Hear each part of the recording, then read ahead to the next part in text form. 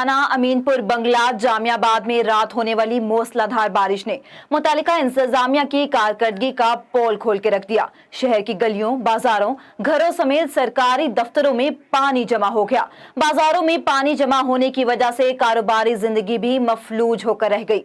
बारिश के गंदे पानी के साथ साथ सेवरेज और गटरों का गंदा पानी भी शहरियों के घरों और दुकानों में दाखिल होने लगा, जिसकी वजह से शहरियों को नुकसानात के साथ शदीद परेशानी का सामना करना पड़ रहा है। झंग चनियोट रोड भी कई फुट तक पानी जमा होने से ट्रैफिक की रवानी इंतहाई मुतासिर हो रही है। शहरी घरों में महसूर होकर रह गई। मुतालिका इंतजामिया बजाय निकासी आप को दुरुस्त करने के ख्वाब खरगोश के मजे लेने में मसरूफी अमल है। करोड़ों रुपए के फंड आने के बावजूद अभी तक भवाना शहर के सीवरेज सिस्टम को दुरुस्त ना किया जा सका।